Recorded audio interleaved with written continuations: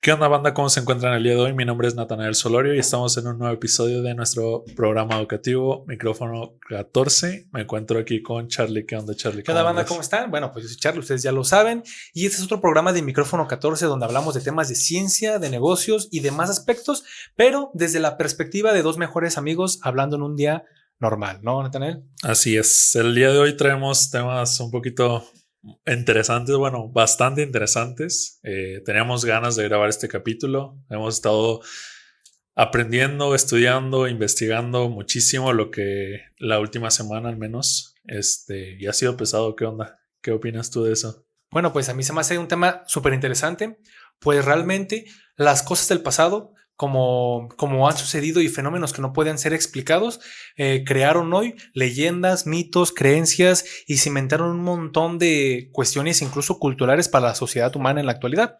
Entonces yo creo que hablar de esos temas es importante, ¿no? Básicamente vamos a hablar de cuál es la razón original de la existencia de vampiros, hombres lobos, de las momias, zombies y demás. Y bueno, el tema de hoy es bastante interesante porque vamos a explicar las cuestiones que tengan que ver con el historial científico de la razón por las cuales las personas creen en vampiros, hombres lobos, zombies, momias, el origen de, por ejemplo, de la creencia de los dragones, pero todo desde un aspecto científico y pues evidentemente ya estudiado, ¿no?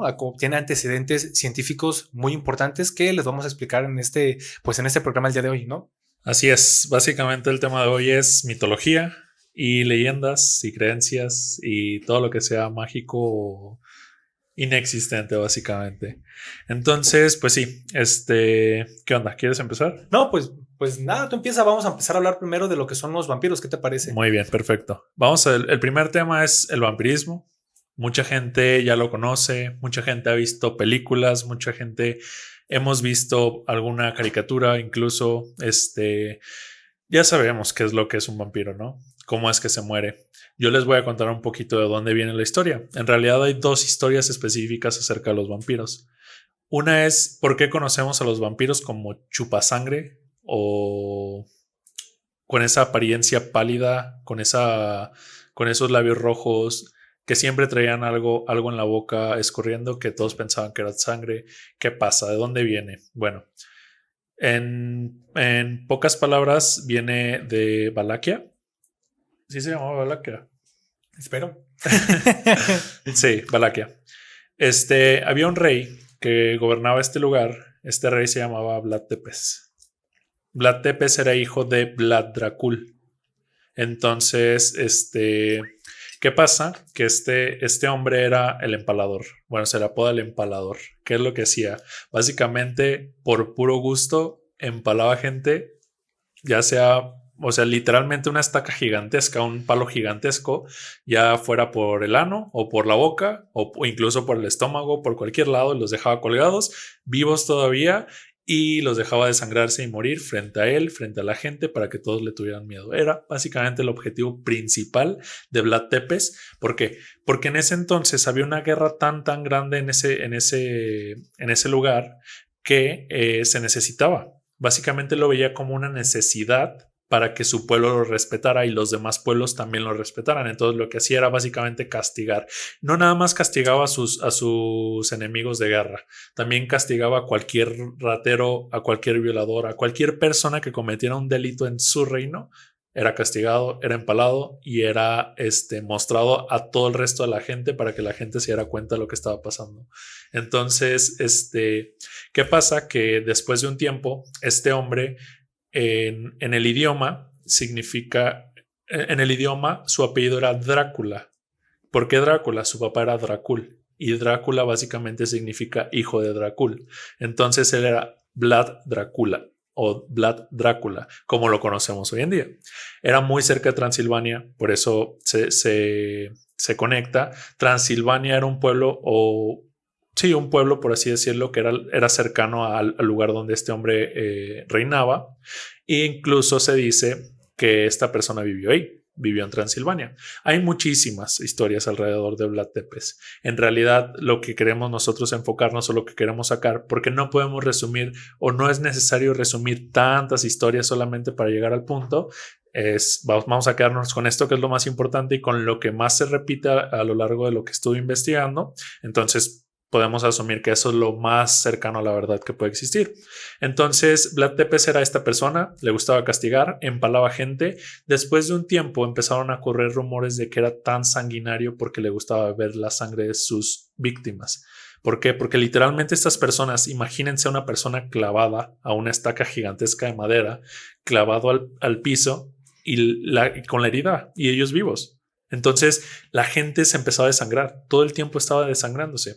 Se dice también que esta persona, Vlad Tepes, tenía una enfermedad genética que le hacía lucir de ciertas maneras. Ahorita Charlie lo va a tocar más desde el lado biológico. Y bueno, esta persona básicamente fue el inicio de toda la leyenda de lo que fue Drácula, de lo que fueron los vampiros como tal. Después de un tiempo, los vampiros se hacen más famosos a causa de un escritor. Este escritor escribe básicamente el libro de Drácula. Hicieron un concurso, no recuerdo muy bien el nombre, se los voy a dejar igual en la bibliografía.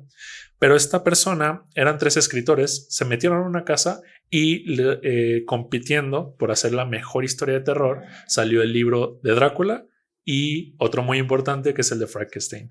No vamos a tocar el tema de Frankenstein, pero solamente como dato curioso. Entonces, así es como nace como tal la leyenda de los vampiros, el mito de que existía una persona que le gustaba tomar sangre, que le gustaba desangrar a sus víctimas. Y pues esa es la idea de como tal de un vampiro. Pero hay otra forma u otro tema más, yo considero más importante porque es lo que dio pie a la opinión o a la perspectiva que nosotros tenemos de los vampiros hoy en día. ¿Por qué? Porque si ustedes piensan en vampiros, seguro se acuerdan de que los vampiros se convierten en murciélagos y de que los vampiros se visten de una forma en específico. Y pues, ¿de dónde sale esta historia o esta leyenda o este mito? Básicamente había un cementerio en Inglaterra que se llamaba, o no sé si se llamaba, no sé si exista todavía, me imagino que no, porque era hace muchísimo tiempo. Se llamaba el cementerio de Highgate. ¿Qué pasaba aquí? Que las personas empezaron a contar historias acerca de este cementerio, de que había una persona que acechaba y que mordía. Ojo, eso es muy importante porque es parte de lo que nosotros hoy en día conocemos como un vampiro o la manera que tenemos de describirlo. Vlad Tepes no mordía a sus víctimas para desangrarlas y tomar la sangre. En realidad, solamente se corría el rumor de que él se tomaba la sangre de sus víctimas.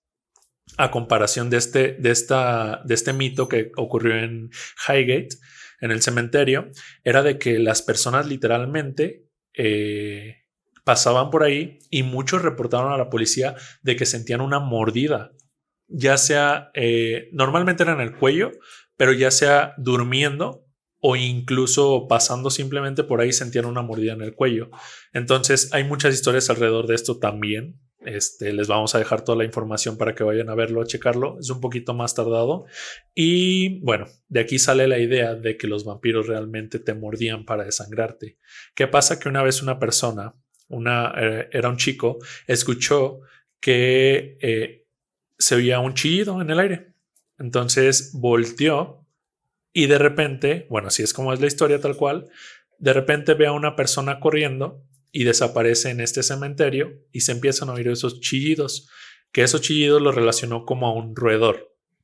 Entonces, ¿qué podemos intuir? La gente empezó a pensar que era algo relacionado a los murciélagos y así es como se relaciona el tema de los vampiros con los murciélagos.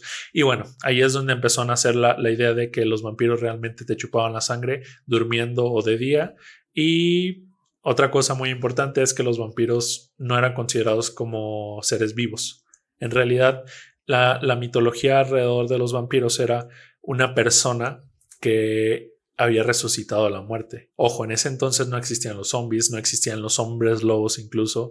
Entonces, los vampiros era como la única forma que teníamos de explicar que una persona volvía a la muerte. Incluso en este mismo cementerio muchas veces se vio y se notó que gente se levantaba de la tumba y la gente creía que era para ir a chupar la sangre de las personas. Entonces, esta es la historia de los vampiros. Queremos este programa llevar una interacción un poquito más separada. ¿Por qué? Porque yo les voy a explicar todo lo que es nuestro tema social. Socialmente, cómo vemos a esta mitología, a estas leyendas. Y Charlie les va a explicar de una manera científica cómo es que se pueden desaprobar, pero al mismo tiempo probar que sí se pudieron existir. Claro que sí. Bueno, ese tema de los vampiros, la neta, a mí me gusta mucho porque realmente hay evidencia de que los vampiros sí existieron, pero no de la manera en que nosotros creemos, que es básicamente lo que estás diciendo. Básicamente el vampirismo se explica con un conjunto de enfermedades genéticas, pero que también pueden ser adquiridas. Vaya. Básicamente... O sea, las puedes adquirir así como... Sí, hay por una enfermedad.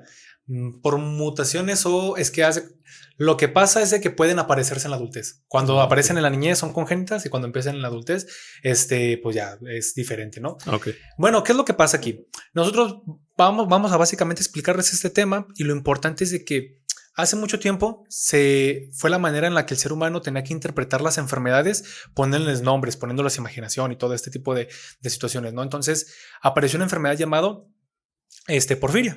Las porfirias básicamente son un conjunto como de 5 o 6 enfermedades que están relacionadas a la producción del grupo hemo, que básicamente es una molécula que absorbe oxígeno para poderla llevar en la sangre. Vamos a hacerle una plática rápida. Básicamente dentro de las mitocondrias, dentro y fuera, se lleva la producción del grupo hemo. Básicamente en las células sanguíneas se está produciendo esta molécula constantemente y lo que hace es una molécula grande que en el centro lleva un núcleo de hierro que va amarrada, que va puesta en lo que son 4 proteínas, 4 monómeros, perdón, 4 proteínas que son dímeros porque 2 son iguales, que conforman básicamente la estructura de los glóbulos rojos, ¿no? En el centro. Básicamente la sangre. Básicamente la sangre. Básicamente sangre. ¿Qué es lo que pasa? Tu sangre lleva oxígeno de un lado a otro. Como tu sangre ocupa tomar oxígeno, literalmente se oxidan estas moléculas, se oxida el hierro y toma este color rojizo. ¿Por qué aparecen los vampiros o en qué momento aparece lo que es la explicación respecto a biología molecular de los vampiros? Bueno, las porfirinas o las porfirias básicamente son enfermedades que impiden la producción normal del grupo hemo y te dejan pasos intermedios de porfirinas. Las porfirinas son todas aquellas moléculas intermediarias del grupo hemo. Nosotros tenemos que recordar que hay rutas metabólicas que van desde un principio a un fin para obtener un producto. Si en algún momento fallan estas, aparecen enfermedades. ¿Qué pasa? Lo más usual es de que la penúltima molécula que va a dar lugar a lo que es el grupo hemo es la protoporfirina 9. ¿Qué pasa con la protoporfirina 9? Cuando no cambia y se vuelve lo que es el grupo hemo, se vuelve una molécula incompleta que queda ahí en la sangre, pero no es funcional y se acumula. ¿Qué pasa? Al estarse acumulando, tiene varios síntomas que son los interesantes, que son los que explican el vampirismo. Se acumulan en la sangre y se acumulan en los tejidos y como es una molécula que absorbe la luz en frecuencias de radio roja, en frecuencias de onda del espectro electromagnético rojo, pues todo donde se almacene lo va a acumular de rojo. Claro. ¿Dónde se almacena? En los dientes, en la parte de los ojos, en la parte de las uñas. Entonces, primer síntoma, tú vas a ver a causa de la acumulación, dientes, ojos y uñas de color rojo. Rojo color sangre, idéntico. Claro. Segunda, como tú no tienes una producción del grupo hemo normal, eso te va a llevar a que tengas anemia. ¿Y de qué color son las personas anémicas? Oh, fuck. Son personas pálidas. Sin color, güey, básicamente. Sin color. Pero a la vez, como tienen un exceso de protoporfirinas que absorben la luz, esas personas, cuando les llega el sol, se queman muy rápido. Entonces esas personas son fotofóbicas. Les pega la luz solar, les quema y no se pueden exponer. Claro. Entonces, perdón que te interrumpa, güey. No les hablé de cómo se muere un vampiro. O sea, literalmente un vampiro es saliendo a la luz o con una estaca en el corazón. O con ajo. O, bueno, el ajo no los mata. Sí los mata. Pero el ajo los ahuyenta. Bueno. ¿Qué es lo que pasa con el ajo? Bueno, claro. El ajo lo que tiene no me acuerdo cómo se llama este compuesto, pero Pero este compuesto que tiene el ajo básicamente le dona un grupo al kilo a lo que es la protoporfirina 9 y la deja infuncional. Entonces, si tú tienes un cuadro de porfiria eritropoyética, que es la enfermedad porfiria eritropoyética, al consumir ajo empeoras los síntomas y la persona se siente muy mal. Le duele la cabeza, le duele el cuerpo, se siente... Entonces, el ajo es la debilidad y por eso ellos no la comían. Pero también a ti y a mí nos pasa. Pero no es normal que tú y yo comamos ajo. ¿Cuántos dientes de ajo te comes en una comida? Muy poco. Difícilmente te vas a comer medio de ajo en una sentada y te apuesto que te vas a poner mal. Si ¿Medio kilo? Sí, ponle. No, claro, güey. Por una dosis de medio kilo te vas a poner mal. No, incluso la cebolla, güey. Bueno, yo leí desde de la parte que yo investigué, que fue el tema de social, y mítico. Yo leí que incluso la cebolla también era usada, güey. Rumania, que es el país donde era Vlad Tepes, Rumania tiene como cultura literalmente esta cosa de los vampiros. Entonces ellos literalmente crecieron con eso, así como nosotros aquí en México con la Llorona o el Chupacabras.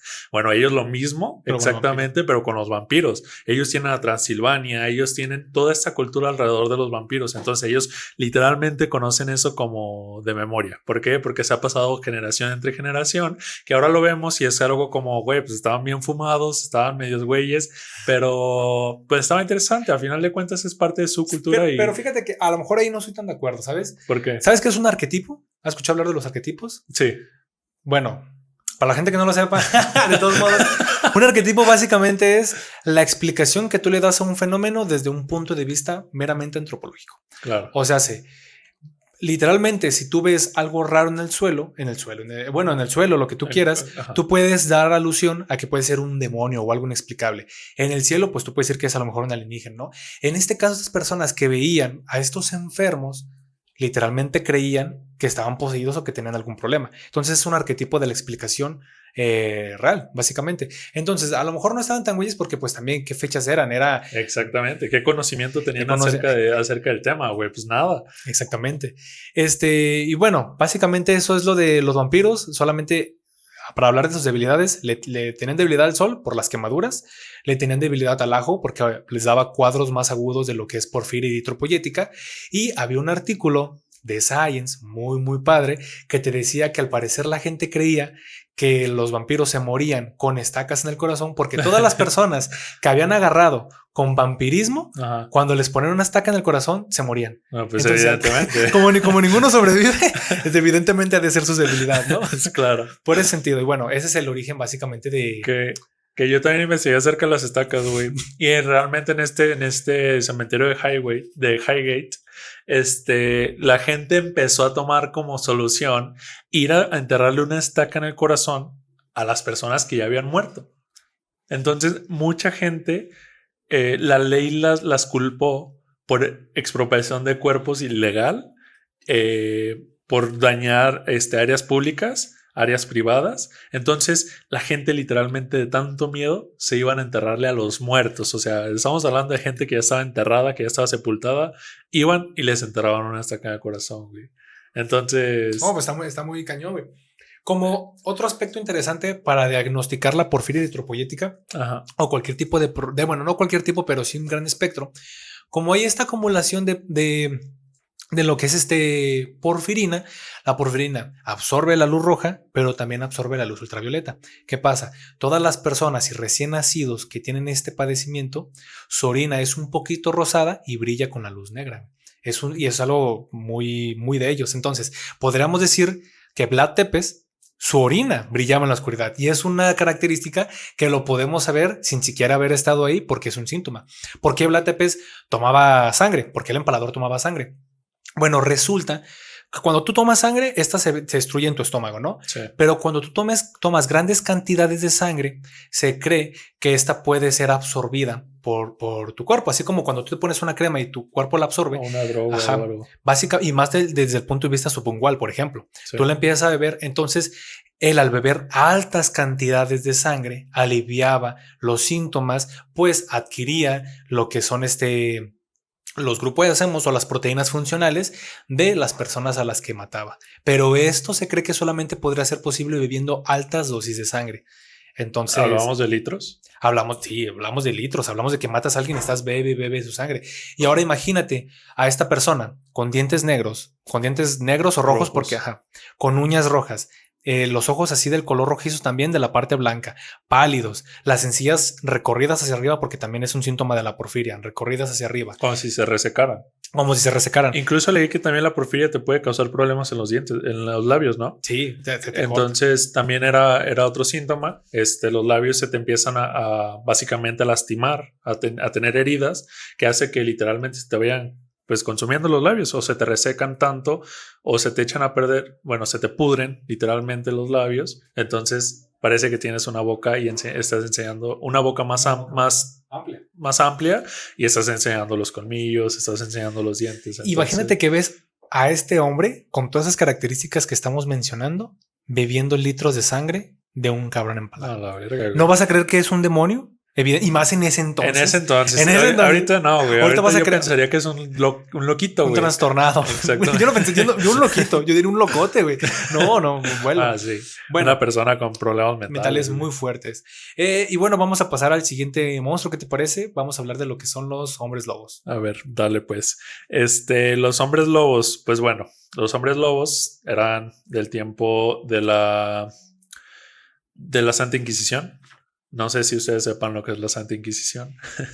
Básicamente era cuando la iglesia mataba a todos los herejes, a todas las personas no creyentes y a todas las personas que estaban relacionadas a algo mágico, algo del diablo, algo que te hacía daño básicamente.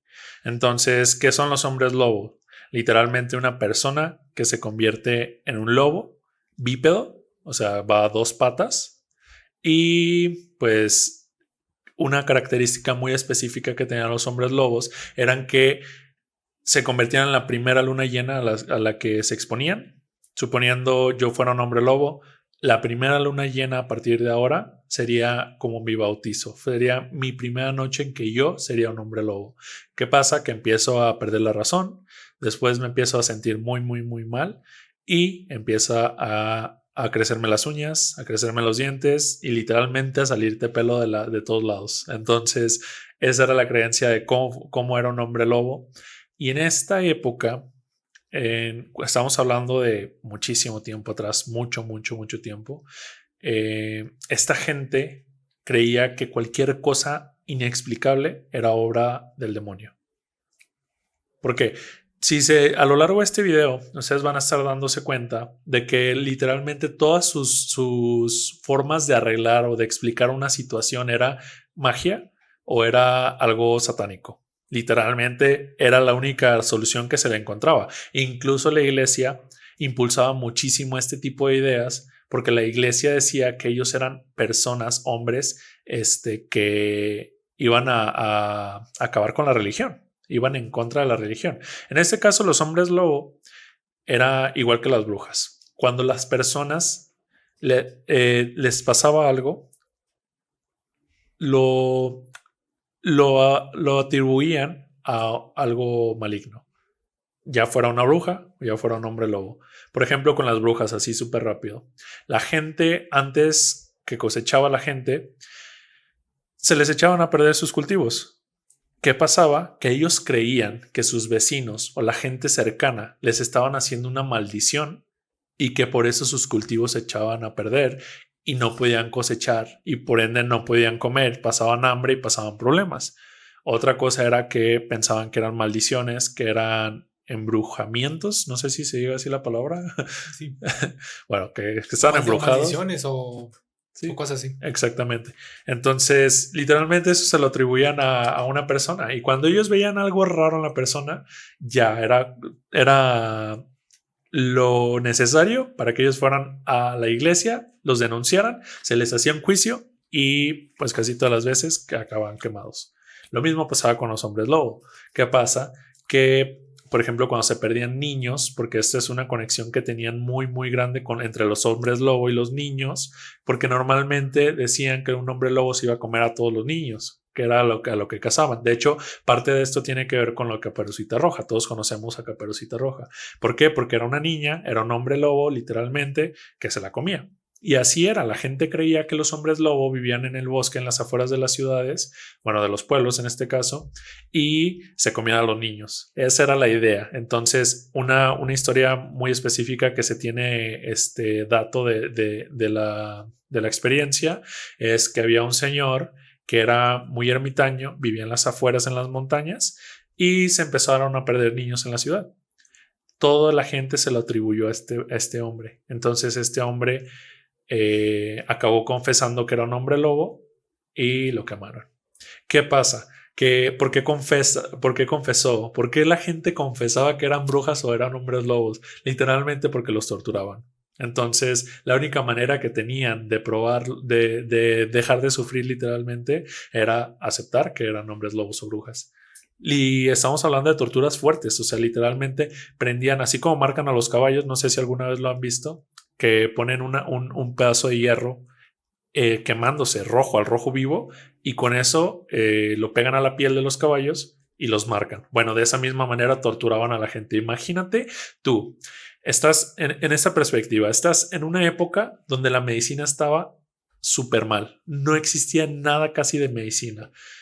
Imagínate que te hacen una herida que podría ser mortal, evidentemente, y además de eso te siguen torturando, te siguen presionando, pero todo es porque creen que eres un ser mitológico o un ser inexistente, que ahora pues nos suena un poco tonto, pero bueno, era parte de su cultura y así es como básicamente los hombres lobo eran tratados, entre comillas, y catalogados en ese entonces. Entonces, resumiéndolo, los síntomas era tener colmillos grandes, literalmente parecer un perro, tener mucho pelo, que en realidad era lo que más lo caracterizaba al hombre lobo, mucho pelo por todos lados, y pues en realidad que se comían a los niños, pero no tiene mucha conexión.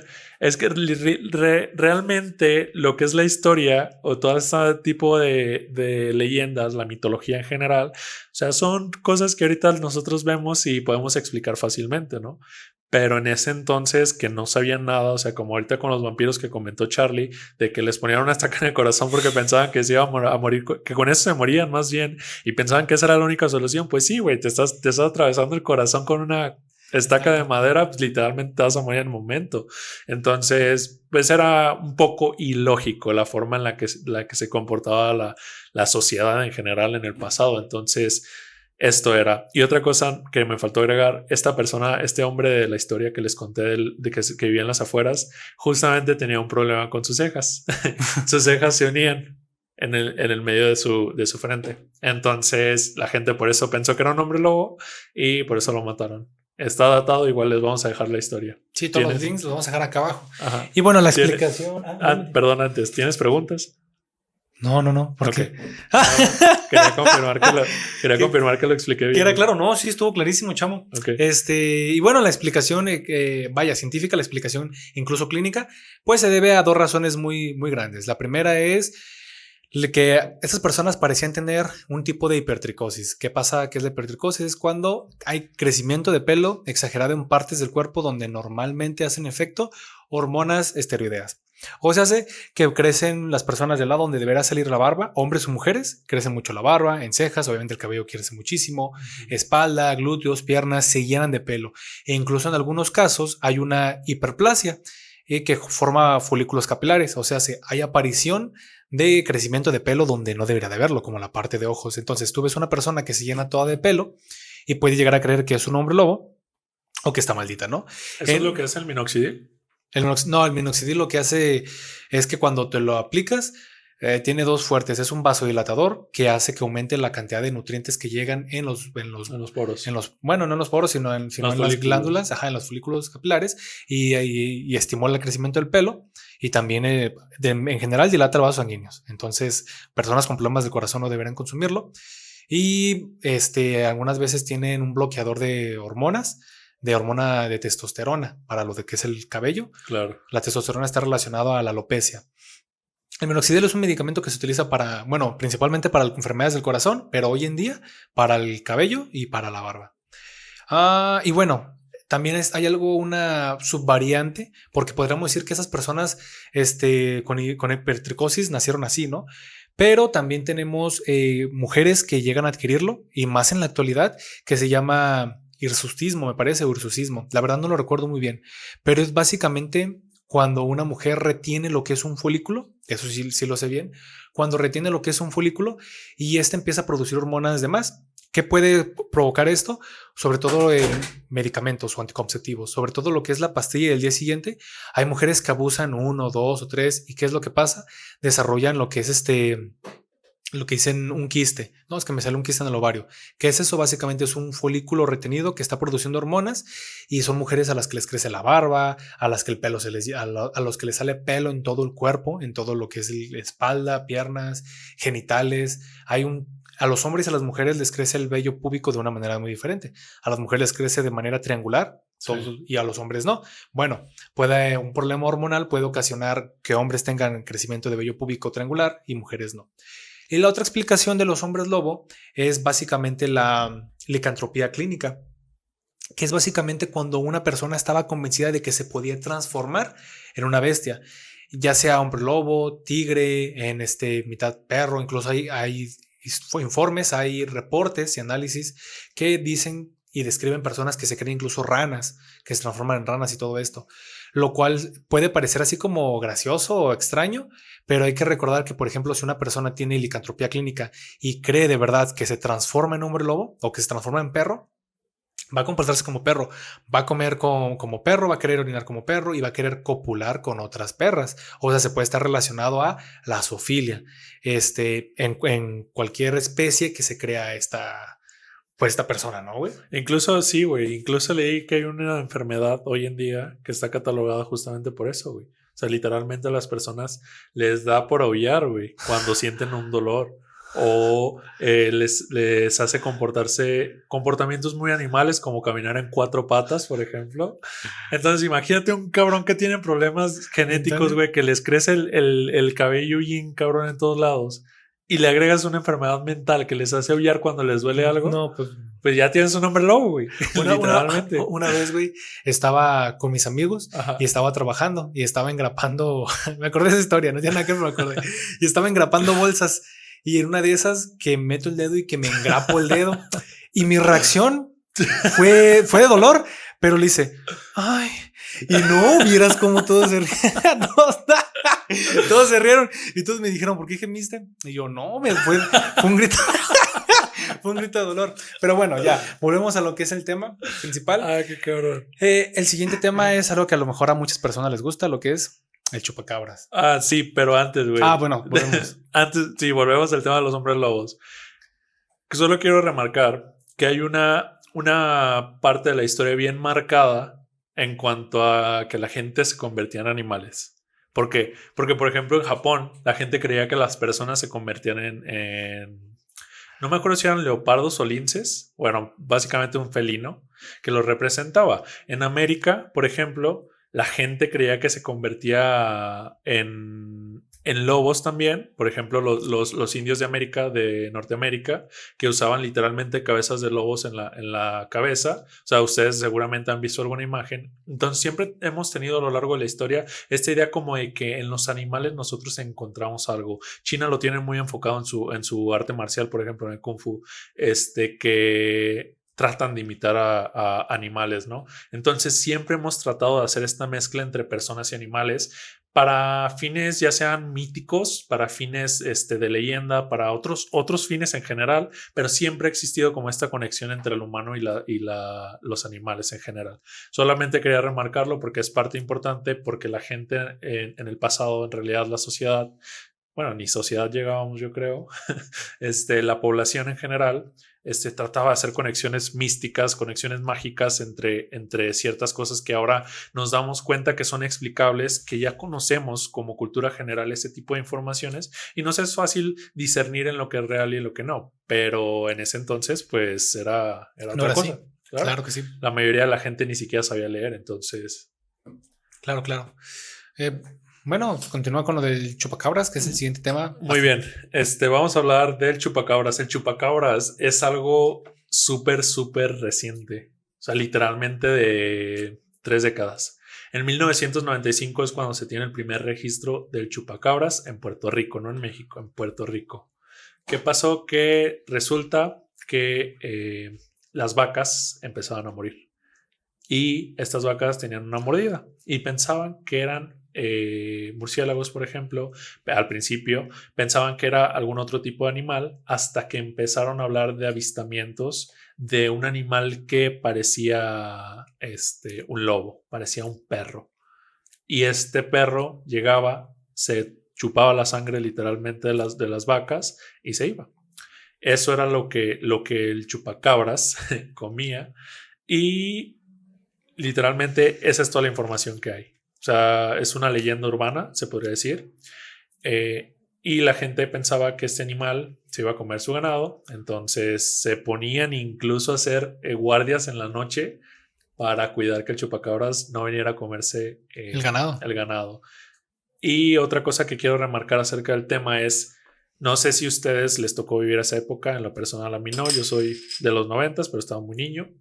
Entonces, en esa época era cuando estaba en pleno auge la corrupción en México, el pedo de Salinas. Ajá, que Salinas, su quiebre a finales de los 80s, ¿no? Entonces, pues hay bastantes temas alrededor de eso. Entonces, por parte de ese tema fue que la gente empezó a conocer mucho. Ahorita me imagino que Charlie lo va a explicar. Y si no, pues yo lo comento. La gente empezó a hablar muchísimo de chupacabras hasta que llegó a Estados Unidos el tema. Y en Estados Unidos se empezó a regar la idea. Incluso por ahí hay algunos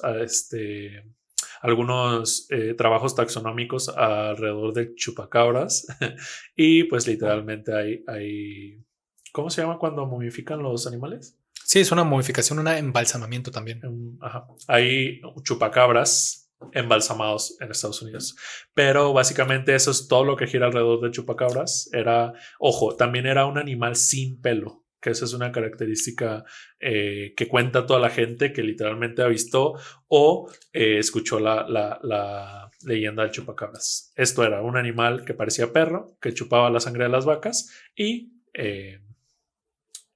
pues literalmente no tenía pelo. Que era alopésico. Ajá. Bueno, fíjate que el origen del chupacabras desde el aspecto biológico científico es muy interesante. Resulta que se presume que la razón de que la creencia del chupacabras era el avistamiento de perros con escabiosis, o sea, perros con sarnas, pero con una sarna muy grave, que les generaba problemas muy, muy fuertes. Básicamente eran heridas, faltas de pelo. El sarna, yo pensaba que era originalmente de los perros, pero el sarna se los pasamos los seres humanos a los perros. Hay trabajos que explican una zoonosis. Es como la lepra, ¿no? No lo sé. ¿No es parecido? La lepra tengo entendido que es por culpa de una bacteria o parásito, no lo recuerdo bien. No quiero revelarlo. Pero me imagino que se ve parecido. Más o menos. Depende. Bueno, quién sabe. No investigas acerca de la lepra. La escabiosis es más un problema en la piel, pero vamos a tener que investigar bien qué onda con la sarna. Porque no soy veterinario, soy biólogo. ¿Y qué onda con la escabiosis? Básicamente generaba esta caída de pelo. Básicamente son ácaros que empiezan a consumir y empiezan a tirar pelo y empiezan a ocasionar problemas tanto en perros como en lobos. ¿Qué es lo que sucedía? Imagínate que eras un ranchero, estabas en la noche y llegaba un perro con sarna, pero con sarna grave, pelón completamente, con la piel enrojecida, todo ojos rojos, enojado, y se acercaba a comerse a tu ganado, ya sea ganado de caprino o ganado bovino, lo que sea. O bueno, en este caso caprino, porque estamos hablando de cabras, ¿verdad? Pero el chupacabras también se comía a otros animales, ¿no? Pues en general, todo lo que yo investigué siempre decía que eran las vacas, güey. ¿Que las vacas? Que hasta hace rato que estaba, justo hoy terminé de investigar sobre el chupacabras y era de que todos los videos decían, pues se comían a las vacas y yo dije, güey, pero ¿por qué se llaman chupacabras y no chupavacas? Claro. No, yo tampoco tengo idea. Por otro lado, leyendas a final de cuentas. Por otro lado, encontré un artículo muy interesante que hablaba de la diferencia entre el ataque de perros ferales, la fauna feral, y lo que es ¿Qué es la fauna feral, güey? Básicamente son perros salvajes. ¿Y por qué no es salvaje? Bueno, porque feral incluye a gatos también, la fauna feral incluye a gatos, todo esto. Claro. ¿Qué es lo que pasa? Los ataques o los cadáveres dejados por por chupacabras no eran esos perros con escabiosis. Resulta que los perros cuando atacan a los animales los desmembran, los agarran y los empiezan a despedazar.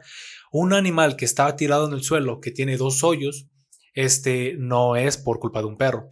Resulta que los jaguares, cuando entran a las granjas, ellos entran sigilosamente y cuando encuentran al animal, los 2 colmillos tienen la fuerza suficiente como el de una pistola de impacto para sacrificar ganado. Entonces llegan y meten sus dos colmillos en el cráneo y los matan. Ahora imagínate si los pusieran en la yugular, el ensangrentamiento que sería. Claro, se plantea que son casas fallidas por partes de jaguares, de que los mataron, pero no alcanzaron a llevárselos, sino que los mataron y los dejaron ahí por alguna razón. Claro. Por otro lado, en el caso de ganados, aparecían muchas veces con mordidas. Hay vampiros. Bueno, sí, también a los murciélagos se les puede denominar vampiros. Hay murciélagos que comen sangre. No todos, la mayoría come polen. Y normalmente no aquí en México, exactamente. Y los que se conocen que sí pueden hacerlo, llegan, se muerden al ganado y toman sangre. Y luego se van. Entonces, cuando llegaba el granjero el día siguiente, veía 2 hoyos y mucha sangre. Hoy en día da el mismo miedo que en ese entonces, pero no porque crean en el chupacabras tan fuerte. No, güey, pero... sino porque los murciélagos son reservorio de virus. COVID.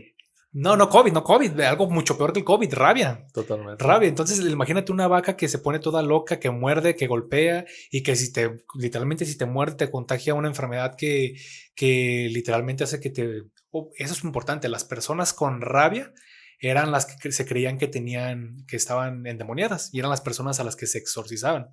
Que eso es a lo mejor un tema interesante que no estaba planeado, pero tiene sentido. Ajá, pero básicamente las personas con rabia, imagínense, una persona con rabia es hidrofóbica. Cuando le cae agua odia. Ahora imagínense que le echan agua bendita, se va a retorcer, pero porque es hidrofóbica. Literalmente hay un video que lo vamos a publicar, ya me decidí. Lo vamos a publicar, que es un niño con rabia que lo tienen amarrado y este niño rompe las ataduras de una cama de hospital. No mames. La rompe el vidrio y sale del segundo piso corriendo como loco.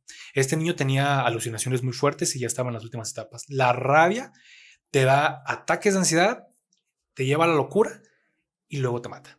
O sea, la rabia es una de las muertes peores que pueden suceder al ser humano. Claro. Si tú crees que el COVID es fuerte, la rabia es horrible. Entonces, la creencia de cuál existen las posesiones demoníacas son porque imagínate en la Edad Media, imagínate una persona con rabia, con depresión, con ataques de ansiedad, con esquizofrenia. Imagínate una persona que no es mala, que tiene problemas mentales, ¿cómo la debieron de haber tratado en ese entonces donde se creía que todo eran demonios y brujas? Claro. Y de ahí es donde se deriva todo el pedo, güey, de las enfermedades mentales. Exactamente. Bueno, no es donde se empeoran, donde te escriben. Claro. Incluso se creía que Calígula, que era un emperador muy poderoso, era esquizofrénico y por eso hizo cosas tan horrendas, porque conforme pasaba el tiempo se fue volviendo más loco y sus orgías y sus matanzas y sus masacres y sus espectáculos cada vez eran más retorcidos, porque al final de cuentas es una persona con una enfermedad mental en un momento de la historia donde no sabían que existían las enfermedades mentales y eso está muy, muy, muy fuerte, chamo. Claro. Y es que güey, justamente estoy pensando en qué tan grande es el problema. O sea, realmente no podemos dimensionar lo que pasaba. A ver, una persona con porfiria. Porfiria, ¿verdad? Con porfiria. Una persona con porfiria es una persona en 1,000,000. Una persona en 1,000,000 sale con este problema genético. Si una persona con este problema, yo personalmente no conozco a ninguna. Seguramente ustedes tampoco. A lo mejor alguien en el público lo conoce. Es una enfermedad de Europa. Entonces va a ser raro que esté aquí en México. Claro. Yo no conozco a ninguna. Seguramente ninguna persona cercana a mí conoce a una persona con porfiria. Ahora imagínense si eso es 1 en 1,000,000. Una enfermedad mental como la esquizofrenia deben de ser muchos más. Es lo que ahorita yo puedo más o menos imaginarme. Pero imagínense que fueran 10, 15, 20 personas de cada 1,000,000 con esquizofrenia. A lo mejor son menos.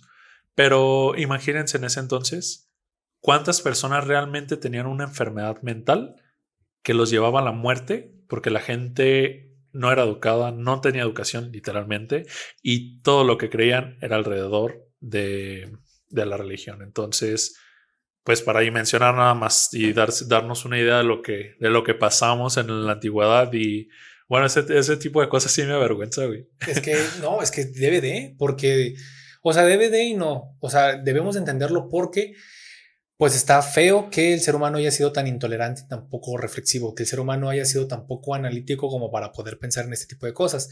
A la vez no, pues porque la religión y demás, la religión católica, las demás religiones en general, recordemos que tiene el papel de ser una brújula moral, de decirle a la gente qué está bien y qué está mal. Tiene el beneficio de que evitan muchas masacres, de, bueno, entre comillas, de que evitan muchos asesinatos.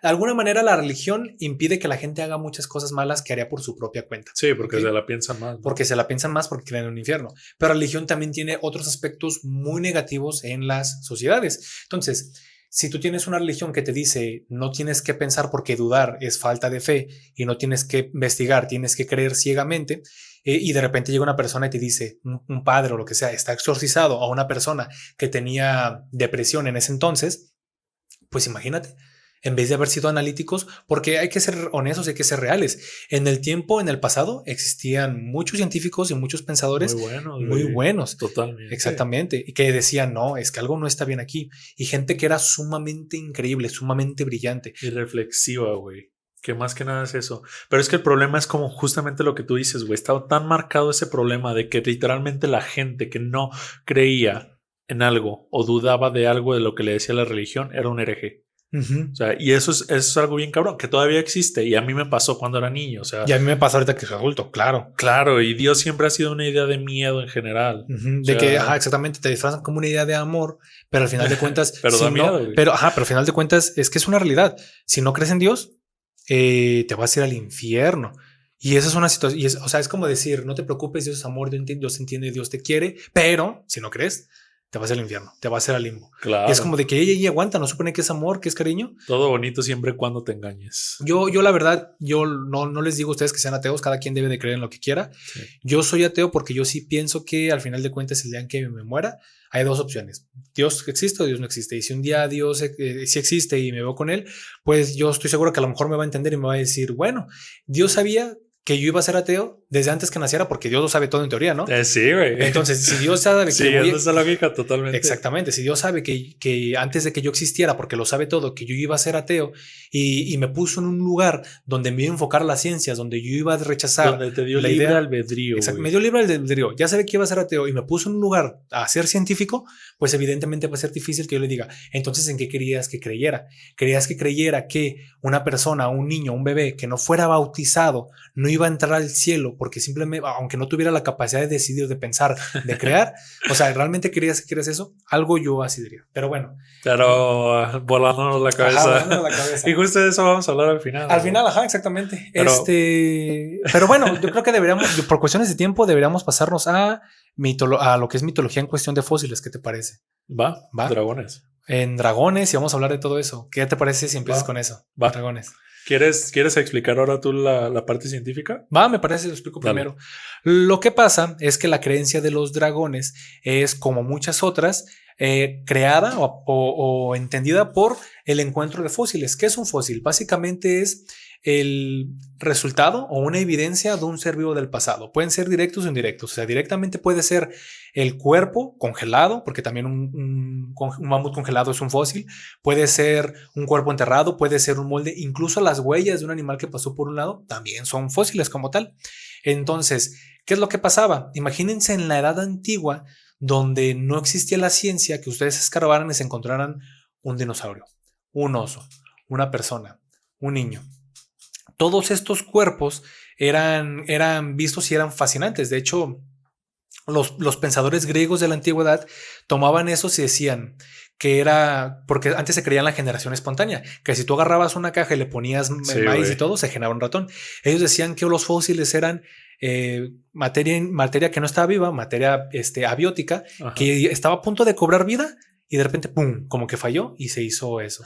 Y era una creencia que tenían. Y bueno, resulta que la creencia del dragón era porque se encontraron fósiles de ya sea oso de la caverna o osos de las cavernas o lo que es el perezoso gigante, que eran monstruos muy grandes. Igual les vamos a poner artículo para que los vean y digan, vaya, si encuentras el fósil de uno de esos animales, sí podría pasar como el de un, como el de un dragón. Claro. Si no encuentras el cuerpo, claro. Porque esa es una cosa. Cuando se estaban construyendo los fósiles, haciendo la reconstrucción de cómo era el animal, no sabíamos cómo eran.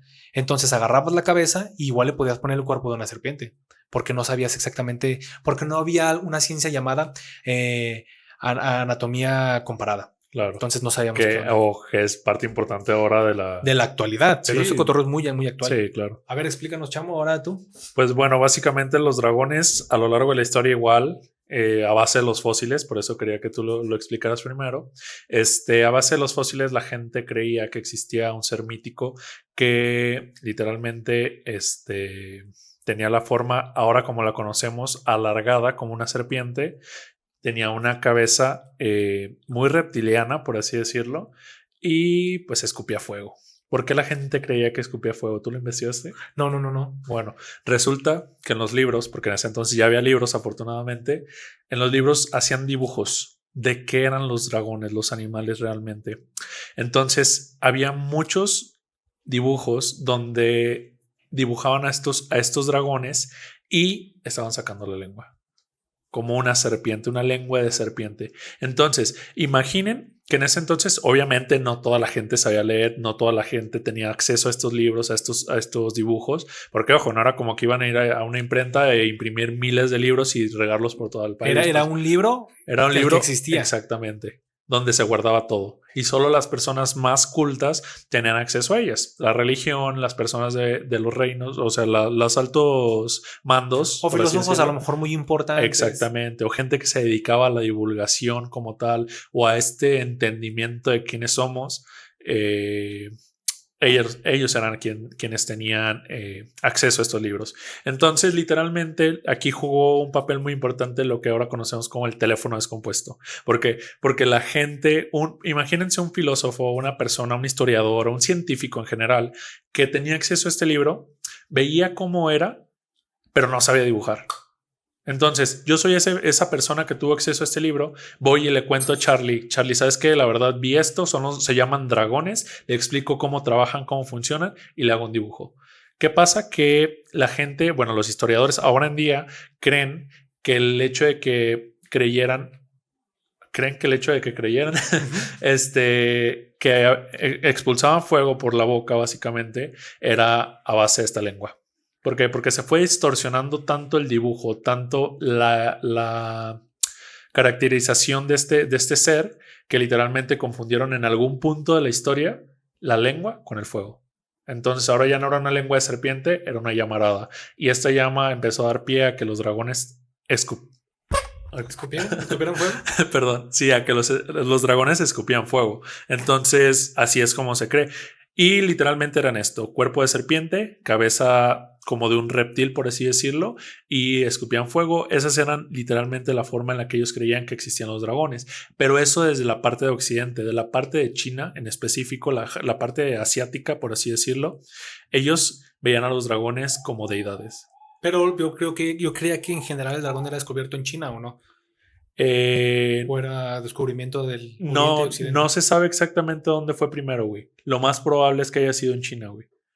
Bueno, habría que investigar dónde vivía el oso de las cavernas o dónde vivía lo que es el perezoso gigante, y ahí sabremos quién lo encontró primero, ¿no? Pero es que está cabrón, güey, porque, ¿sabes? Incluso los vikingos, incluso ellos tenían una caracterización de un dragón, güey. Okay. Entonces, al parecer, eran tiempos donde ya se comercializaba, güey. Puede haber sido esta impregnación cultural, ¿no? Sí, ese intercambio de ideas, este intercambio de historias. Porque, ojo, en ese entonces la religión ya estaba muy fuerte.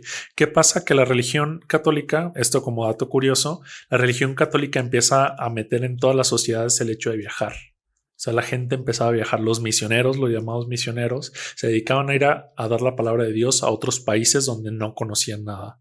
Así pasó con los vikingos, así pasó con los asiáticos, así pasó con los mongoles, así pasó con todas. En realidad, a nivel mundial, la religión católica empezó a tomar tanta fuerza que estaba en todos lados. ¿Por qué? Porque mandaban misioneros a todos lados y estos misioneros aprendían los idiomas. Entonces así es como se empezó a juntar la cultura de todas las razas, por así decirlo, de humanos. Que en algún video en el futuro vamos a hablar acerca de esto, va a estar muy bueno y les vamos a explicar cómo funcionaba. Pero bueno, volviendo al tema, esto eran los dragones. En China lo veían más como deidades. De la misma manera, escupían fuego, tenían una cabeza reptiliana y tenían un cuerpo alargado. Y esa era la manera en la que lo veían. Desde el lado de Occidente, era un tema como más de miedo hacia algo desconocido. Y en China no. En China ellos creían que los dragones estaban en las cavernas o estaban en las altas montañas porque ellos traían la lluvia, ellos ayudaban a la gente. De hecho, hay un cuento que se llama Los Cuatro Dragones. Búsquenlo en internet. La historia de los 4 dragones de China, y es una historia que cuenta de cómo los dragones ayudaron a que sobreviviera la descendencia china, básicamente. Y pues bueno, que pues eso está muy interesante. Pues hablemos también de unicornios y pegasos. ¿Qué te parece? Va. ¿Qué sabes de unicornios? Bueno, lo único que sé es que también vienen problemas genéticos. Okay. Y bueno, los unicornios literalmente eran un caballo, o más o menos del tamaño de un caballo, un animal parecido que tenía un cuerno en la frente. Y ya, eso es todo, güey. Bueno, pues respecto a lo de los unicornios y los pegasos, a mí se me hace una historia súper interesante porque con el unicornio fue el primer animal que fue armado con fósiles. Se encontraron muchos fósiles diferentes y armaron un animal creyendo que era completo y armaron un unicornio. Creo que la persona que lo armó se llamaba Ato o algo así, Tom, no me acuerdo cómo, pero los voy a poner aquí todo lo que nosotros digamos va a estar aquí abajito. Pero básicamente encontró diferentes piezas de animales y cuando lo reconstruyó, él creyó que así era y armó un unicornio. Vaya, entre comillas, que no era un animal real.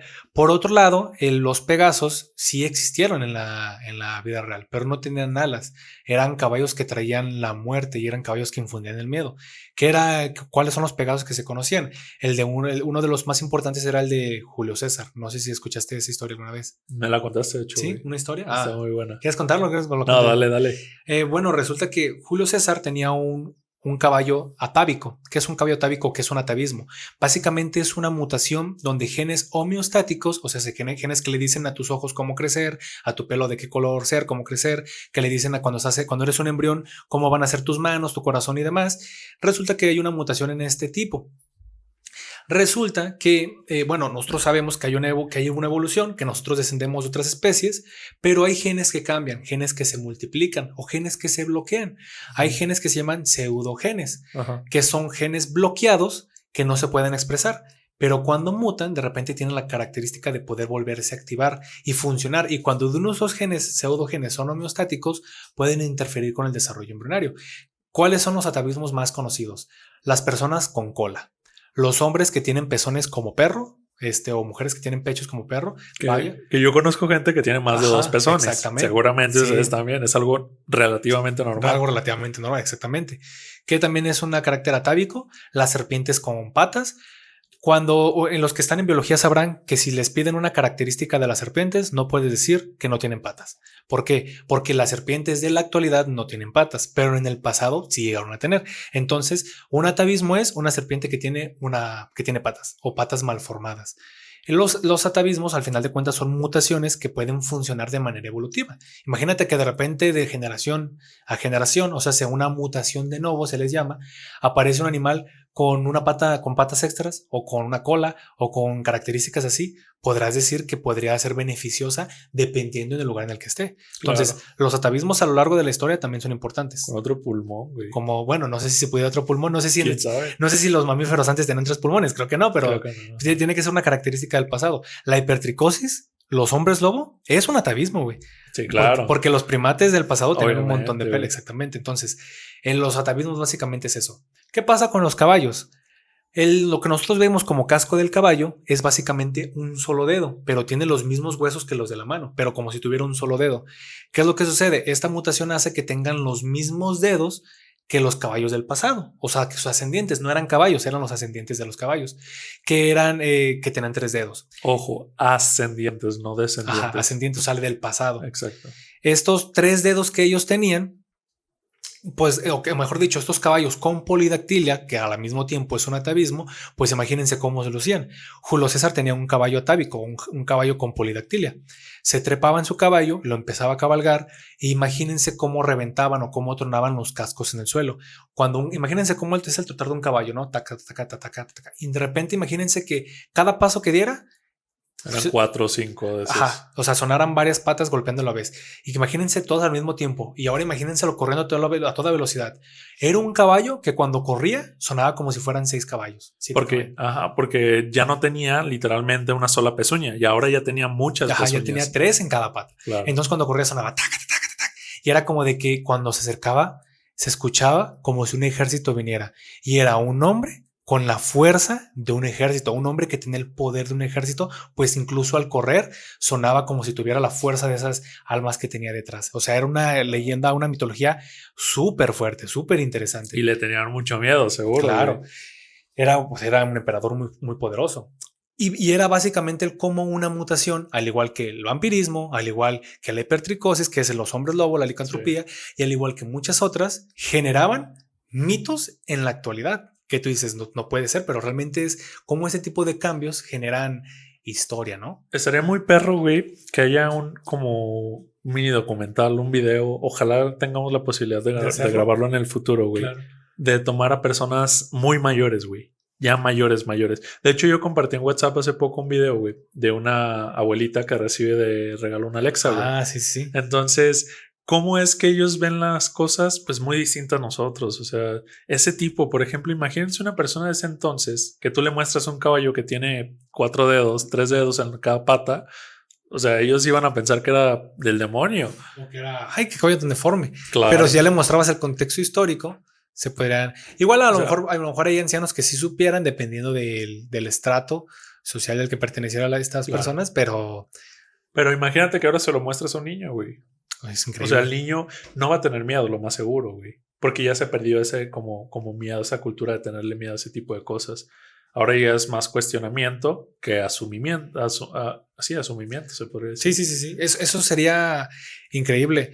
Hay atavismos que por alguna razón desaparecen a lo largo de la historia. En este caballo, esos caballos en este caso, esos caballos de 3 patas aún aparecen en la actualidad. Si ustedes buscan artículos, encuentran, incluso a veces podrán aparecer burros, pero no son atávicos. Lo importante está en que no entiendo por qué no se han hecho razas con esas características. O sea, razas de caballos con 3 patas. O razas imagínate, con animales del pasado. Porque tú justo me estabas explicando ese tema, güey. No venden. Yo creo que sí se vendería un caballo de 3. A lo mejor no será un caballo muy rápido. No será un caballo así. Será un caballo que necesitaría otros cuidados. Pues sí, exactamente. Simplemente para errarlo, vas a gastarlo de más caballos, simplemente. Claro. Pero será un caballo. Imagínate un caballo negro de esos que la cruz, o sea, la parte de la columna y de las paletas te llega más alto. O sea, lo ves al caballo hacia arriba de color negro, brillante, con patas peludas, con su pelo. O sea, un caballo con 3 patas, o sea, con 3 dedos, con 3 pezuñas en cada pata enorme. Te enamoras. Y no sería un caballo que cualquier persona tuviera. Pues yo no me enamoraría, güey. ¿No te enamoraría? Y que cuando caminara sonaba. Así como de en cada paso que diera sonaba. Claro. Y que caminaras arriba. No, imagínate cuando baile. Porque ahí sería una cuestión de espectáculos. Cuando baile, ¿cómo sonaría? Y cuando la gente lo vaya a ver, será un caballo carísimo. Eso te lo apuesto. Sí, seguramente. Pues sería único. Pues bueno, pasamos a los siguientes temas. ¿Qué te parece, chavo? Vamos a hablar de los cíclopes, güey. Sí, hablemos de cíclopes. Sí. Que también es bastante rápido. Sí. Los cíclopes se desglosan o se derivan de la mitología griega. Los griegos creían, los griegos en realidad tenían tres seres mitológicos en su cultura. Uno era los titanes, gente enorme. Otros eran los cíclopes, que literalmente eran, como por así decirlo, ogros o gigantes mutantes con un ojo en vez de 2. Y otros eran otros gigantes, otra variación de gigantes que tenían tenían 100 brazos. No, 100 brazos y 50 piernas. No me acuerdo. O 100 piernas y 50 brazos, algo así. No leímos el mismo libro, carnal. No, bueno, es parte de esa mitología. Igual los voy a dejar aquí abajo porque ahorita justo se me está olvidando. Pero eran otra variación. Igual no lo vamos a tocar. El que más me interesa es el cíclope, en este caso. El cíclope era este hombre que servía a los dioses, era un herrero, era un artesano de los dioses. Recordemos que en esta mitología vienen 3 dioses principales y estos 3 dioses derivaron a toda la descendencia humana para los griegos, por así decirlo. Entonces, Zeus, que era el dios principal básicamente, tenía a estos cíclopes que eran sus herreros. Ellos literalmente construían las materias eran como mágicos. ¿Por qué? Porque la gente los veía que tomaban una piedra del suelo y la convertían en espadas, tomaban una piedra de hierro del suelo y la convertían en un escudo, la convertían en diferentes cosas. Entonces eran considerados algo como mágico y de aquí se deriva básicamente que fueran estos herreros de las deidades. Y pues básicamente eran esos gigantes con un ojo. Y desde el aspecto biológico, también cabe destacar que sí existieron y no existieron al mismo tiempo. En lo que son cíclopes, lo que ellos caracterizaban como uno eran los elefantes enanos. Creo que eran también elefantes asiáticos, que básicamente buscan en internet. Igual aquí les vamos a dejar el link. Todo esto que estamos hablando van a estar aquí abajo. Y básicamente eran elefantes muertos, que eran fósiles básicamente. Entonces, lo que pareciera que ellos tuvieran un cuenco donde va el ojo, pero realmente ahí va lo que son las fosas nasales. Los elefantes pues tienen los ojos en los laterales, exactamente. Pero cuando iban envejeciendo, se podría decir el fósil, perdían parte de lo que es se podría decir no cornamenta porque son colmillos, perdían los colmillos y parecía como si fuera un cráneo muy grande. Y con un solo ojo, pues ellos asumían que eran fósiles o que eran partes de lo que eran cíclopes, ¿no? Cadáveres de no hace mucho tiempo. Y por otro lado, también existe la ciclopía, pero desde el punto de vista de las enfermedades. Hoy en día también nacen bebés con un solo ojo.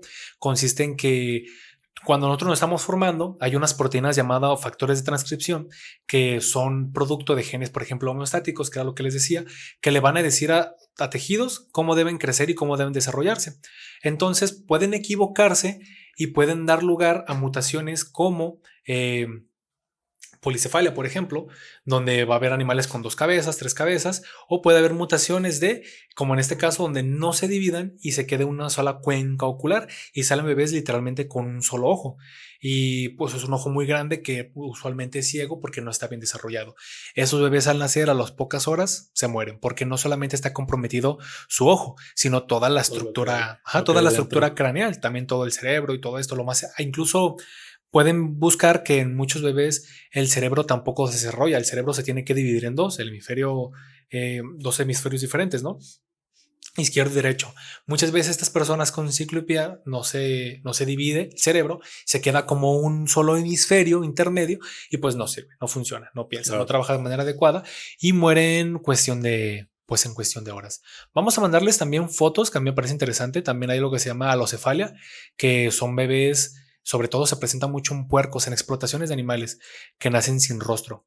Imagínate un animal que nace sin ojos, sin caras y con pura piel, así. Pues es la razón también de demonios. Y pues mueren y luego mueren ahogados, mueren en sufrimiento y pues ni el veterinario los puede matar ni el dueño porque pues literalmente les quedan minutos de vida. Es un recién nacido sin rostro, no tienen por dónde respirar. Y yo creo que hacerles una especie de traqueotomía a lo mejor para que puedan respirar sería incluso inhumano. Y una operación, pues posiblemente se mueran, güey, si los operan. Y si no se muere, ¿cómo vas a tener un animal sin rostro? No, por eso me refiero a que les hicieron una operación para abrirles. Me imagino que tienen mandíbula, güey, que lo único que... Depende de la mutación. Claro. Depende de la mutación. Bueno, el caso es que no se pueden salvar. Todo eso, si les interesa, se pueden encontrar como teratogénesis.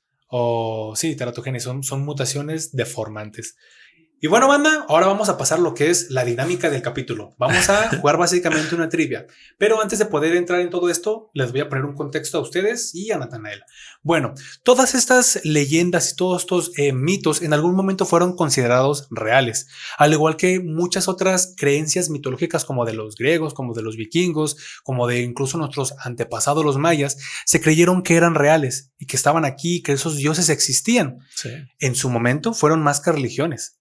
Y en la actualidad eso es mitología. Tenemos que entender una cosa, chicos, y tenemos que aceptarlo con madurez. Hoy en día tenemos lo que es la religión católica, pero en un futuro no muy lejano lo vamos a ver como lo que es la mitología católica. La mitología que más que católica podría ser cristiana, Ajá. porque engloba muchas religiones a Cristo, pero pues sí, güey. Sí, en algún momento va a ser la mitología y vamos a ver a Jesús, a la Virgen María, a Dios, a Satanás, como personajes ficticios que eran parte de una mitología que al parecer gran parte del mundo creía, pero que ya en el futuro la gente dejó creer y los está viendo como un aspecto cultural, como un aspecto de igual manera con todo lo que hablamos de interpretación. Exactamente. Y eso está muy... De respuestas. De respuestas a problemas que estamos dando. Y vamos a dar una trivia rápidamente. Quiero comentar algo, güey. Dilo. Que justamente solo para recalcar. Esto es algo, como ya les dije en Los Hombres Lobos, es algo natural del ser humano. Incluso yo platicando con mi psicóloga en algún momento, ella me dijo que yo no creo en Dios. Ella me dijo que el hecho de creer en algo es algo natural en el ser humano. ¿Por qué? Porque buscamos respuestas. Yo soy una persona de ciencia y personalmente los problemas emocionales han sido problemas más graves porque yo no tengo ese hecho de asumir algo como irreal, algo como no sé, un qué pasará. Yo todo lo quiero fundamentar con información real. Entonces, el hecho de que yo no pueda resolver un problema emocional, por ejemplo, y solo contándoles así un aspecto general, es algo más difícil. En la antigüedad, el ser humano, que no tenía mucha educación, no conocía mucho la ciencia, no conocía algo más, solo le quedaba contestar las preguntas que no sabía con cosas al azar. Al azar literalmente, porque podríamos haber dicho que una roca era Satanás sin ningún problema. O sea, siguiendo la misma lógica que ellos tuvieron. Pero ¿qué pasa? Que estas eran las respuestas a todas las cosas que no sabíamos que eran. O sea, nos pasó con todo, literalmente con todo. O sea, el chupacabras ahora 30 años atrás, pues no manches, o sea, claro, ya eso es irónico, pero bueno. Nos pasó con todos los aztecas, un dios de la lluvia, un dios del sol, un dios del trueno, un dios del mar, un dios de todo. O sea, siempre fuimos de explicar las cosas con algo que no podíamos. Ahora, ¿qué queda? La muerte, la vida. ¿De dónde venimos y a dónde vamos? Es la única pregunta que nos queda real ahora. ¿Y quién la contesta? No, las pues, religiones. Claro, pero desde el punto científico es muy difícil contestar. Y no tenemos respuesta, güey. No. Pero en el momento, imagínense, o sea, solo pónganse a filosofar un poquito. En el momento en que tengamos la respuesta, güey, ahora quizá existan dioses de la física, güey, dioses de las matemáticas, güey, o sea, cosas que no entendemos, que no vamos a entender, porque nuestro conocimiento va a crecer tanto que vamos a pasar de planos, básicamente. Sí, como básicamente es una idea Lovecraftiana, lo que estás diciendo, ¿no? Como Cthulhu. ¿Has escuchado hablar de eso? No, güey. Es básicamente eso de que los dioses existen, pero no tienes el intelecto para comprenderlo, y conforme más vas aprendiendo, eres capaz de verlos, presenciarlos y conocerlos, ¿no? Entonces son como que los dioses existen, pero no como los conocemos. Ajá, no, de hecho no les importas. A esos dioses pueden ir y venir y pueden destruirte. Supuestamente incluso nuestra existencia es el sueño de uno de ellos que está dormido, que está tomando una siesta. Entonces es un abrir y cerrar de ojos. Güey, pero bueno. Dale. No, dime. Que vi, güey, una reflexión que decía, ¿y si realmente la vida es el sueño y cuando te mueres despiertas? Pero bueno, ya pasamos ahora sí a la... Bueno, y vamos a pasar a lo que es la dinámica de esta semana. Es una dinámica bastante interesante donde vamos a hacerle a Natanael una trivia. Si tenemos una buena edición post video debajo de mí, vamos a ver los cuadritos, ¿no? Y a elegir. Bueno, ¿estás listo? Sí, puedo hacerlo. ¿Estás listo, chamo? Sí, estoy listo. Bueno, la primera pregunta es: ¿cuánto dinero reportó el Vaticano en 2014 por el pago de impuestos? Inciso número A, 3.16 millones de dólares. Inciso número B, 76 millones. Inciso C, 0 millones, reportó 0. Inciso D, 666 millones de dólares. ¿Cuánto reportó de impuestos? 0. ¿Por qué? El Vaticano no reporta impuestos, amigo. Ok. El Vaticano es un gobierno, güey. Ok. La respuesta correcta es C, 0. Bien, lo hiciste muy bien. La respuesta C, bueno, no sé si quieras justificar un poco de por qué el Vaticano no paga impuestos. Porque es un estado. Ok. O sea, literalmente ellos no son parte de una sociedad como tal. O sea, ellos son como si México le tuviera que reportar impuestos a otros países. Pues no, güey. Pues, ¿por qué? Porque es de México. Entonces lo mismo pasa con el Vaticano. El Vaticano es un estado. E incluso para entrar al Vaticano necesitas una visa específica y solo gente muy privilegiada, por así decirlo, tiene acceso al Vaticano. Exactamente. Ahí sería quien sí podría mover y quien no está tan chido que no pague impuestos, ya sería Santa Sede.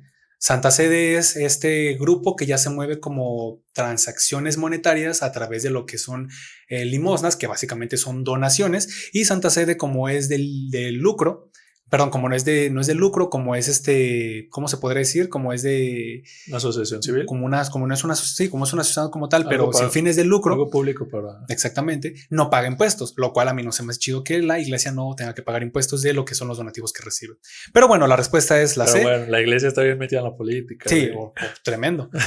C, la no paga impuestos ni se ve obligada en presentar estados financieros de ningún tipo hacia ninguna autoridad, pero la revista Reuters hizo un análisis el 29 de mayo del 2015 donde descubrieron que en el año fiscal 2014 el Banco del Vaticano, que ojo, el Vaticano participa en las acciones de Wall Street, no sabes que compra acciones, el Vaticano. Sí, totalmente. Participa en la bolsa de valores. Igual que todas las religiones. La mayoría de las iglesias tienen su portafolio de inversiones y la mayoría tienen inversiones en bolsa. Incluso por ahí algunas que se dan de muy buenas tienen invertido dinero en armas, entonces, en fábricas de armas. Entonces, y bueno, revela que el Vaticano obtuvo 76 millones de ganancias netas, 20 veces más que los 3.16 millones de dólares que reportaron haber tenido el año pasado. Ellos liberaron al público esa información, pero lo que ellos liberen no quiere decir que sea la realidad. Ok.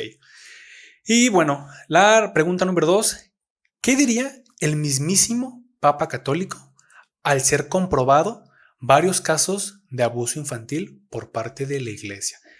El inciso A, el Vaticano llegaría al fondo de todo esto, diría el Papa eso, el Vaticano llegará al fondo de todo esto. B, la iglesia ya está castigando a los culpables. C, se justifica diciendo, todo lo que no estaba previamente permitido mostrar en público, como el coito, ahora lo enseñan hasta las escuelas. D, cállate y mándame 2 a mi cuarto. ¿Qué diría? ¿Qué diría el Papa en esta situación?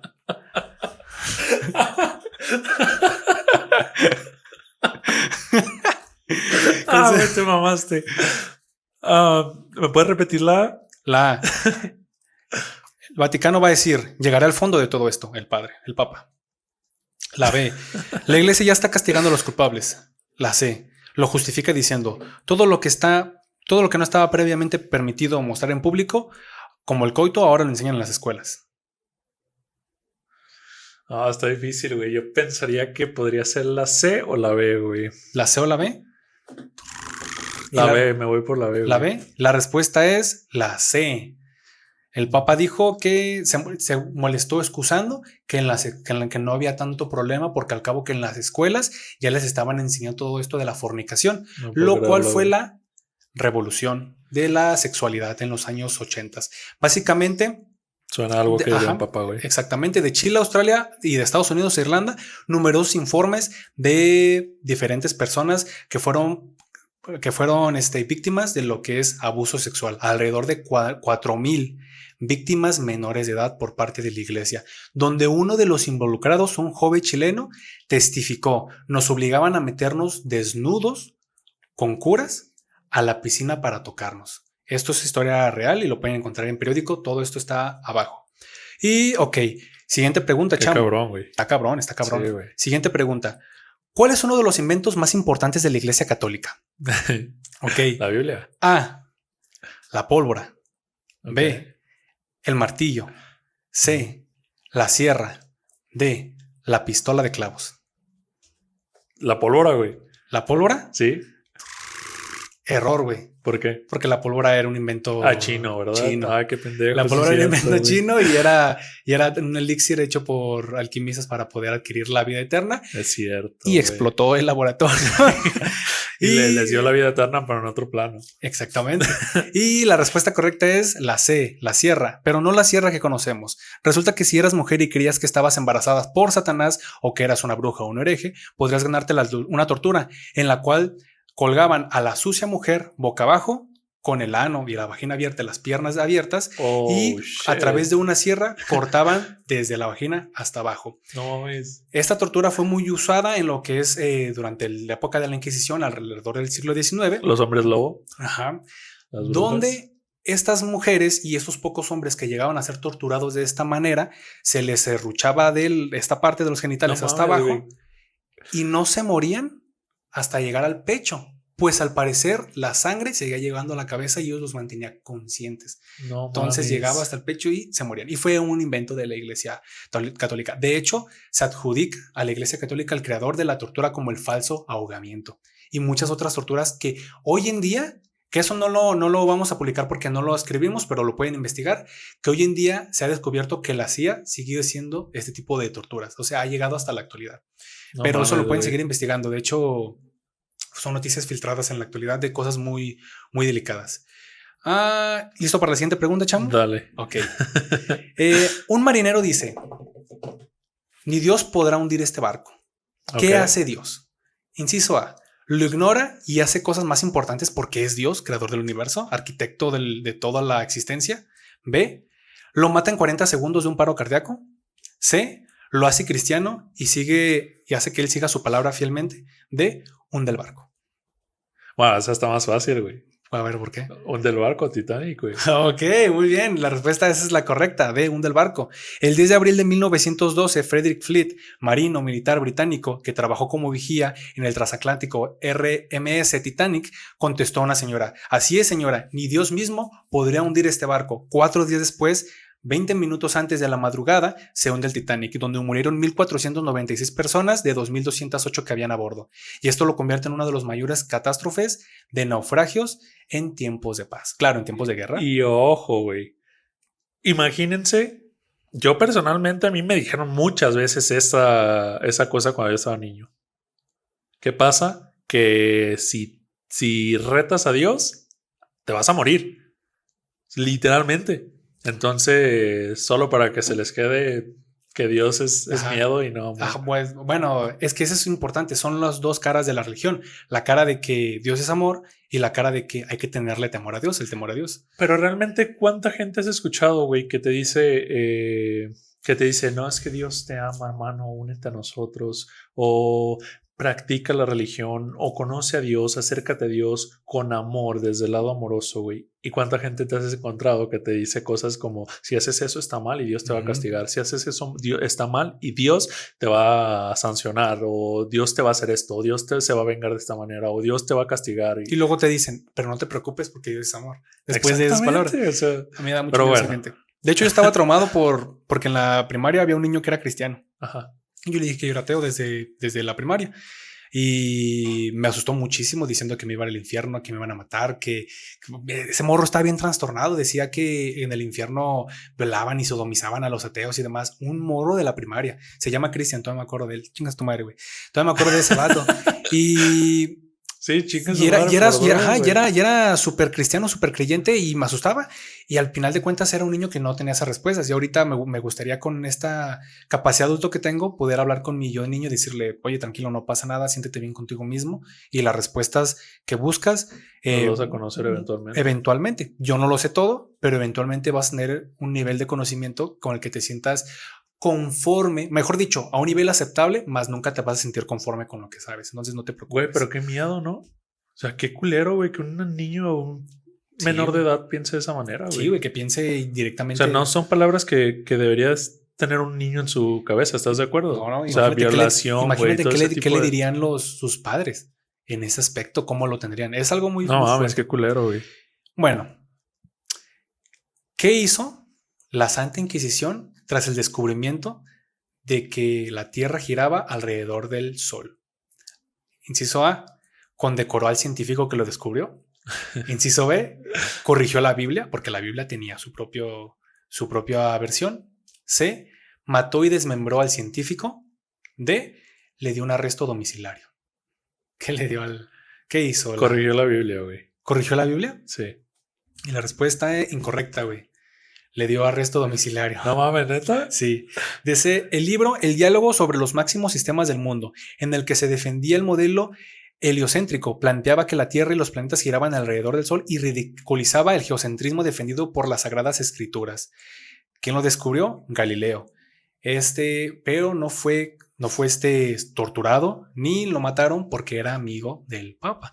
Y como era amigo, no lo mataban, sino ten por seguro de que lo hubieran aplicado una tortura. Sin pedos. Y tuvo un arresto domiciliario de 1933, perdón, de 1600, ya lo estoy mandando a la actualidad. Güey, no mames, 1900. Sí, ya lo estoy mandando a la actualidad. 1633 a 1642, donde por 9 años no pudo salir de su casa hasta que murió de vejez. Chingue su madre, putos. Estuvo muy fuerte. Y la siguiente pregunta es algo muy fuerte, chamo, y es algo que a lo mejor no es tan divertido, pero es algo que yo siempre he tenido desde adentro, desde siempre, y que incluso te lo he platicado y que incluso he tenido problemas muy fuertes con mi familia. Entonces, es una pregunta seria, ¿va? Okay. Dice, llegan unos desconocidos, violan, torturan, humillan y masacran a tu madre, a tu hermana, a las mujeres de tu hogar y además mujeres que están alrededor, sin importar si son mujeres o niñas. ¿Qué es lo que hace un mexicano? Estudia y se informa para que pueda volver a levantarse y progresar. B. Dignifica a la mujer dándole su lugar en la actualidad. C. Se venga de estos conquistadores. D. Ignora la sangre y las lágrimas de su verdadera madre y le reza a la nueva, que es una madre blanca conocida como Virgen María. ¿Qué hace el mexicano? D, güey. Es evidente. Hay varios artículos y varias tesis científicas que te hablan de esto, pero bueno, básicamente se le conoce como el otro oro.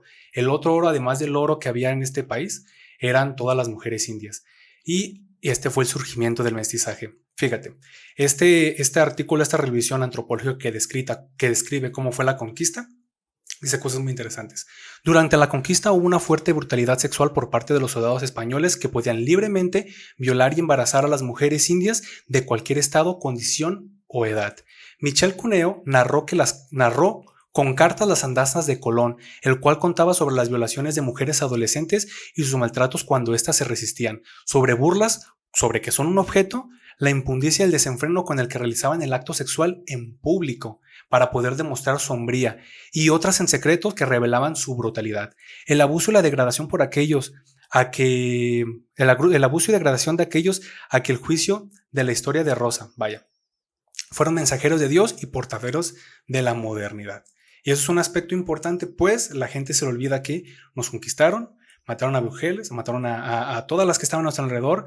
No, imagínate, es difícil poderte pensar que eras una persona, un habitante de ahí, y que imagínate que le hicieran eso a una mujer que tú quisieras, a tu mamá, a tu hermana, a tu pareja. Es que es literal, güey, así es como pasó. Güey. Exactamente. Y que después de eso, después de que todo lo que sufrieron, te hayan lavado la mente tan fuerte que cuando lleguen que eran deidades y que te dijeran, se le apareció la Virgen María en un monte a un cabrón y por eso le tienes que arrodillar, y esa madre que te violaron y que te mataron ya no es tu madre, ahora es esta, que es más blanca, que es más linda, que es más todo y que es la madre de Dios, la Virgen María.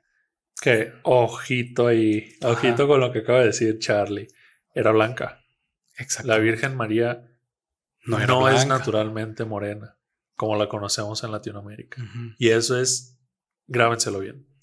Investíguenlo. Ni siquiera voy a poner la fuente porque me gustaría que ustedes lo investiguen por su propia cuenta. Y esto lo quise agregar porque hay mucha gente que ahorita se está burlando del feminismo, y hay que recordar que esta cultura de que el hombre se burle de las mujeres que están siendo matadas y violadas todo el día son hombres que tienen cultura heredada de los españoles conquistadores. Vatos, eso no es normal. Así es. Eso no es normal. Llegaron y violaron y mataron a nuestras mujeres. Nos quitaron nuestras riquezas, además. Claro. O sea, seres vivos, seres queridos en general, conocimiento. O sea, nos quitaron todo y dejaron lo suyo. Trajeron cosas peores de las que teníamos. O sea, literalmente éramos una cultura sana.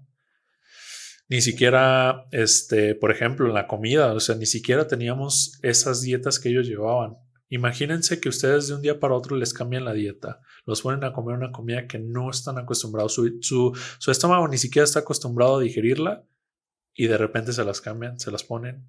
O sea, no nada más fue eso, o sea, fueron muertes Claro. incontables, o sea, fue pérdida general de todo el patrimonio que teníamos. Fue muy poquito lo que quedó. Una de las cosas que quedaron son los tacos de canasta, no sé si sabías eso. No, Era una receta de los tlacaltecas, pero no sé si te acuerdas de que estos se unieron a los españoles para derrotar, para ir sí. a Tenochtitlán y pelear, y como recompensa les permitieron conservar la receta de los tacos de canasta, los tacos sudados, y es parte de lo que comemos en la actualidad. Es de las poquitas cosas de la cultura que se conservaron.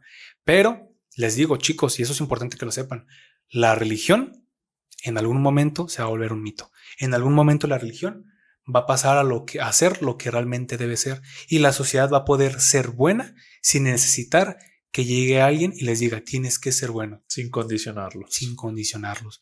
La verdadera bondad es por parte de la voluntad propia. Si necesitas que te chantajeen con que te vas a ir al infierno para ser bueno, vato, no eres bueno. Tienes miedo. Es lo único. Y recuerden que el miedo es pues lo que los hace seguir con esas creencias. Así que. Y bueno, pues nos pusimos densos, pero era. Estuvo muy bueno, güey. Pero básicamente es una lección. Les queremos agradecer por haber llegado hasta esta parte de lo que es este programa. Este programa es educativo y vamos a seguir haciendo este tipo de cápsulas, dinámicas, información, todo este tipo de cosas. Espero que a ustedes les guste. Cualquier cosa, cualquier duda, coméntenla, pónganla. Nosotros estamos dispuestos a contestar todas las preguntas que ustedes quieran. Y de todo lo que hemos hablado nosotros, no lo inventamos.